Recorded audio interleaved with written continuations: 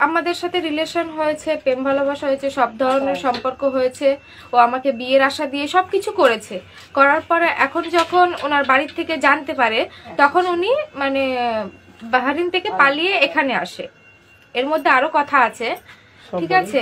তা এবার ও যখন এখান থেকে মানে এখানে এসছে, তখন আমিও ওখান থেকে। আপনার বাসা কোথায়? আমার বাসা হলো কলকাতা, মানে কলকাতা শহরে। হ্যাঁ, কলকাতা শহরে। আপনি বাহরাইন গিয়েছিলেন কি কাজের সূত্রে? আমি ওখানে কাজের সূত্রে গেছিলাম, মানে আমি টুরিস্ট ভিসায় গেছিলাম, যে আগে জিনিসটা ঘুরে তারপরে আমি কাজ করব। জি জি, হ্যাঁ, সেইভাবে গেছিলাম। তা এবার উনি ওখানে আমার ওনার সাথে পরিচয় হয়েছে। হওয়ার পরে আমি কাজ করতাম, ঠিক আছে। আমার 3 মাসের পরে আমার রিনিউ করতে হয়। তা আমি বলেছিলাম যে আমি দুবাই যাব, দুবাই থেকে আমি রিনিউ করে। আমার নাম হলো প্রিয়াঙ্কা গাইন, আমি কলকাতা। আর জি, মানে ঘটনাটা বলেন। ঘটনাটা বলতে কি, তারপরে বাহরিনে ও মানে ওনার সাথে আমার সম্পর্ক হয়েছিল, ঠিক আছে। সম্পর্ক হওয়ার পরে উনি আমার রুমে আসতো, মানে আমি ওনার সাথে আমি সম্পর্ক করতে চাইনি। আমি ওনাকে সবকিছুই আমার ব্যাপারে খুলে বলেছি। বলার পরে যখন আমার সাথে অশান্তি হতো, আমি ওনাকে বলতাম যে আমি তোমার সাথে সম্পর্ক করব না। এবার ও আমার রুমে আসতো, আমার রুমে এসে আমাকে পা জড়িয়ে ধরতো, আমার সাথে কান্নাকাটি করতো, মানে সবকিছু উনি মিলিয়ে আবার চলে যেত।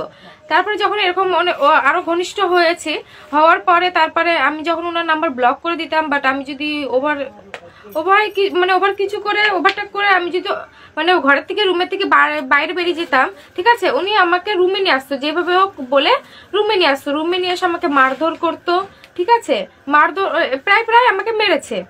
মারার পরে এবার যখন আমার সাথে সম্পর্ক করার পরে আমি প্রেগনেন্ট হই, তা সেখানে ও বলেছে তুমি বাচ্চাটা নষ্ট করো। তুমি বাচ্চাটা নষ্ট করার পরে যখন আমি তো তোমাকে মেনে নিচ্ছি, আমি তোমাকে বিয়ে করব। এবার আমি ওনার ভালোবাসায় আমি ওনাকে মানে আমি বিশ্বাস করেছি।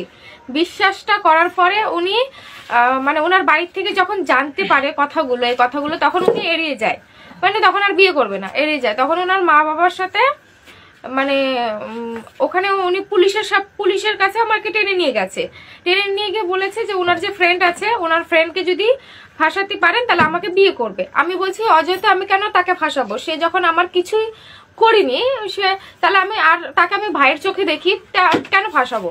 তা বলছি যদি না ফাঁসাস তাহলে বিয়ে করবো না। আমি বলছি তুমি যে বিয়ে করবা না তার কোনো গ্যারান্টি নেই, তো তুমি তো আমাকে পরও ফাঁসিয়ে দিয়ে তো সরে যেতে পারো, ঠিক আছে।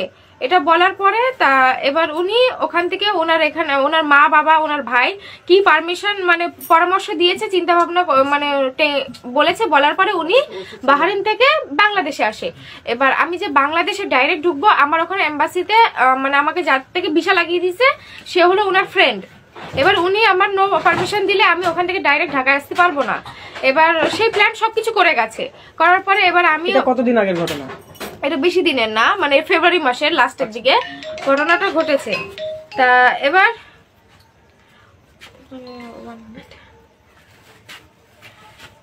উনি বাহরিনের থেকে যখন এখানে চলে আসে, আমি তখন ওখান থেকে ইন্ডিয়ায় আসি।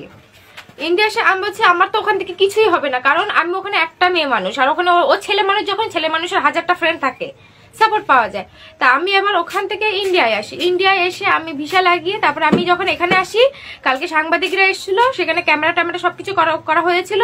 তা ওনার মা ওনার বাবা মানে বলেছে বিয়ে দেবে, ঠিক আছে, বলেছে বিয়ে দেবে, আমরা বিয়ে দেবো, মেনে নেবো সবকিছু। তা বলছে ঠিক আছে বিয়ে দেবেন যখন, তাহলে এটা এমনি থাকবো, তারপরে কি হয় না হয় সেটা আমরা দেখবো।